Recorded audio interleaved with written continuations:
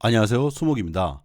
지난 영상에서 비트코인 가격이 정체되고 있음에도 불구하고 마이크로스트래티지의 가격 폭등의 배경은 마이크로스트래티지가 리레이팅 국면에 들어섰기 때문이다 라는 말씀을 드렸습니다. 혹시 지난 영상을 아직 못 보신 분이 계시다면 우측 상단에 링크를 걸어둘 테니 먼저 보고 오시기를 권합니다. 6분 정도의 짧은 영상이니 금방 보실 겁니다. 그럼 시작하겠습니다. 자, 왜 리레이팅인가? 첫 번째로 환경 변화입니다. 일반적으로 우리가 자산주라고 하면 뭐 부동산이라든지 기계 설비 혹은 뭐 천연 자원 뭐 이런 금융 자산 이런 것들 어떤 자산으로서의 가치가 있는 것을 가지고 있는 기업들을 자산주라고 흔히 얘기를 합니다. 보통 이런 자산들을 회계상에 반영을 할 때 방식은 크게 두 가지입니다. 장부가 평가 그리고 시가 평가입니다. 부동산이라든지 기계설비, 천연 자원 같은 경우에 취득 원가 기준으로 장부가로 표기를 하게 되고 감가상각 개념이 들어갑니다. 반대로 금융자산이나 현금성 자산의 경우에는 시가평가를 적용하게 되죠. 그런데 사실 우리가 상식적으로 생각해 보면 이 크립토 에셋은 금융자산이라든지 현금성 자산에 가깝지 않습니까? 그럼에도 불구하고 이게 기존에는 장부가로 평가되도록 되어 있었습니다. 그래서 취득 원가로 그냥 반영하고 가치가 하락할 경우에 손실만 기록할 수 있고 또 상승할 경우에는 이를 반영할 수가 없었거든요. 그런데 이번에 미국 재무회계기준위원회의 새로운 회계기준 채택에 의해서 2025년 바로 내년이죠. 내년부터 시가평가로 반영할 수 있게 되었습니다.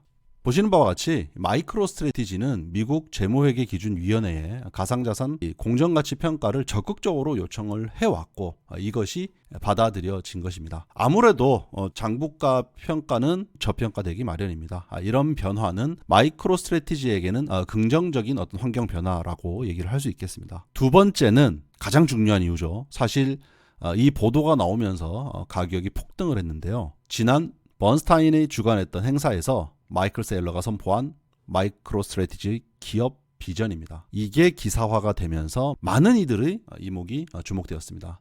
그는 마이크로스트래티지 최종 목표는 1 트릴리언 달러 밸류에이션 인 비트코인 뱅크라고 했습니다. 1조 달러 가치의 비트코인 은행이라는 대단한 목표입니다. 현재 상장 기업 중에 1조 달러, 1 트릴리언 달러가 넘는 기업 가치를 가진 기업은 애플, 엔비디아, 마이크로소프트, 알파벳, 아마존, 아람코, 그리고 메타 이 정도 한 7개 정도 기업밖에 없습니다. 여러분이 알고 있는 소위 말하는 빅테크 아니면은 뭐 아람코 뭐 이것밖에 없는 거거든요. 그런데 1조 달러 비트코인 은행이다. 어마어마한 거죠. 물론 세일러가 얘기한 1조 달러 가치의 비트코인 은행이라는 것이 당장 내일 된다는 것은 아닐 겁니다.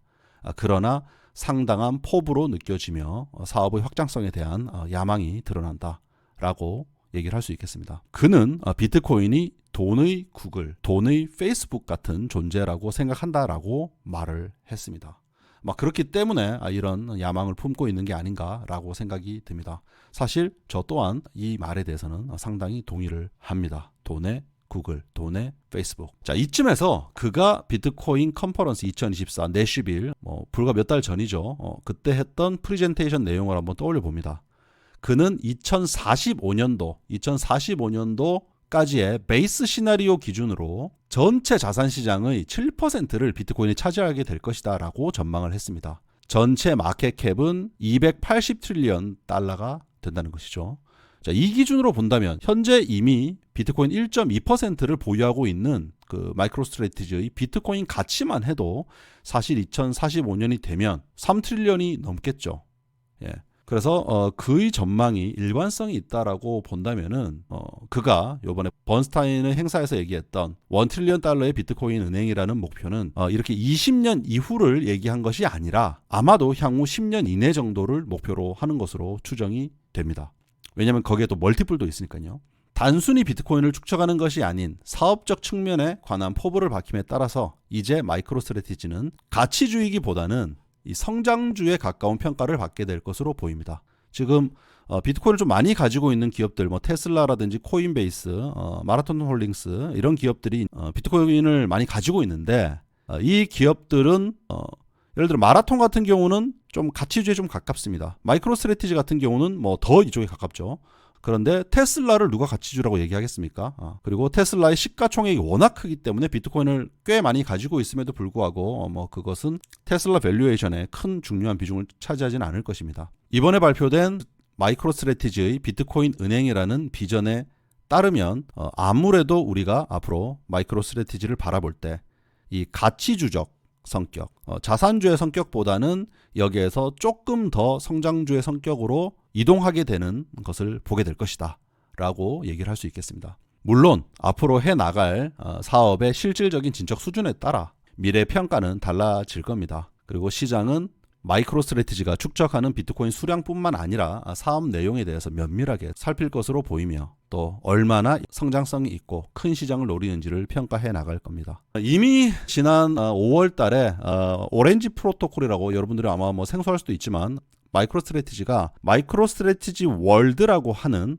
기관들을 상대로 하는 행사, 매년 있는 행사에서 오디널스를 활용한 탈중앙화 ID, DID라고 얘기하죠. 이것에 관한 연구를 하고 있다라는 발표를 이미 한 적이 있습니다. 그러나 이번에 이제 발표한 비트코인 뱅크라는 중장기적인 비전은 훨씬 더 큰 것이기 때문에 앞으로 이와 관련한 의미 있는 진척들이 있을 것으로 기대가 됩니다. 자, 그러면 그가 말한 비트코인 은행이란 개념은 어떤 것일까요? 사실은 이 부분이 생소하게 들릴 수가 있거든요. 자, 우리가 알고 있는 이런 전통적인 은행은 예금을 통해서 가게나 기업으로부터 자금을 상대적인 저리로 조달을 하고 또 높은 금리로 대출로 운용을 하게 됩니다. 이 과정에서 이제 이 금리 차이를 예대 마진이라고 얘기를 하죠. 그런데 마이클 세일러가 말하는 비트코인 뱅크의 개념은 가게나 기업에게 자금을 조달하고 이것을 비트코인에게 대출을 해준다라는 개념이라고 했습니다.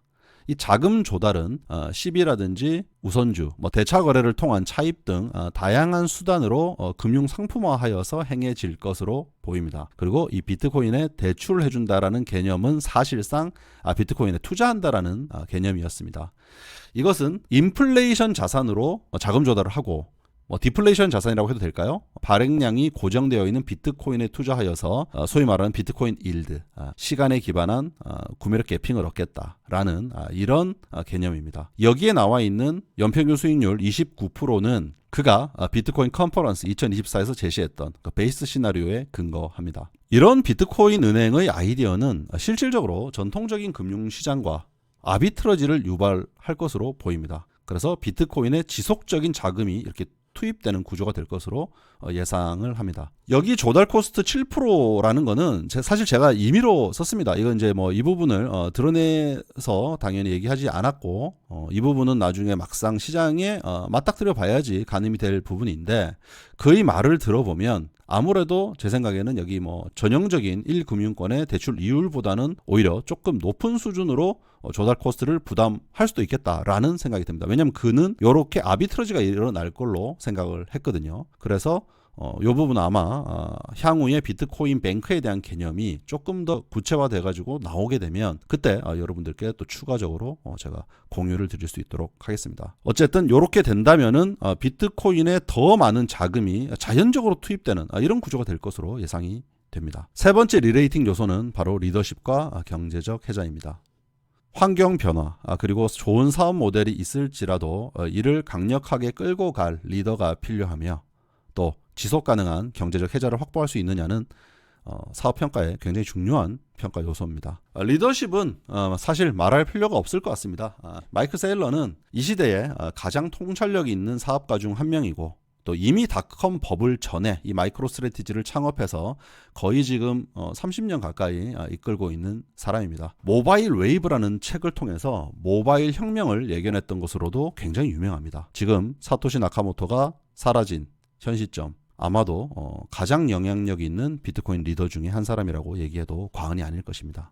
그리고 경제적 해자의 관점에서 보면 마이크로스트래티지의 기업 규모와 또 보유 비트코인, 이 보유 비트코인의 이 수량이 그들의 비트코인 뱅크에 관한 경제적 해자를 만든다라고 마이크로스트래티지는 주장하고 있습니다. 현재 마이크로스트래티지는 보시는 바와 같이 2위 마라톤 디지털이라든지 갤럭시 디지털, 테슬라 이런 데 비하면은 압도적인 수준의 비트코인을 보유하고 있습니다. 아마도 그들보다 작은 기업이 마이크로스트래티지를 따라오려고 한다면 앞서 언급한 비트코인 은행의 조달 코스트가 높게 작동하여서 마이크로 스트래티지와 경쟁이 안 될 것입니다. 반대로 마이크로 스트래티지보다 큰 기업들 뭐 좀 있죠. 마이크로 스트래티지가 지금 시가총액이 40빌리언 달러 좀 넘습니다. 그러면 대략 원화 기준으로 50조 원이 넘는 그런 규모인데 50조 원이 넘는 큰 기업들이 뭐 전 세계적으로 좀 있죠. 꽤 있습니다. 한국에도 좀 있으니까요. 그렇지만 이런 기업들이 마이크로 스트래티지가 지금 하겠다는 비트코인 뱅크 이것을 추진하는 것이 쉬울까요? 이미 사업 내용들이 대부분 복잡하고 주주들의 이해관계가 복잡하기 때문에 이 사업 모델을 그대로 따라해서 경쟁하는 것이 쉽지는 않을 것입니다. 그리고 비트코인을 또 축적하는 과정 또한 단기간에 하긴 어렵고요. 단기간에 만약에 거의 뭐 20만 개 이렇게 축적을 하겠다고 하면 시장에 엄청난 영향을 주게 될 것으로 예상됩니다. 여러분이 아시다시피 요번에 비트코인 ETF가 도입되면서 1월 말부터 3월 중순까지 1개월 반 동안에 대략 10만 개 이상의 비트코인이 ETF에 잠기게 됐거든요. 근데 그 과정에서 비트코인의 가격이 80%가 올랐습니다. 한 달 반 사이에. 그 정도로 시장에 임팩트를 줄 수 있는 규모이기 때문에 단기간에 매집하는 것도 간단한 일은 아니라는 거죠.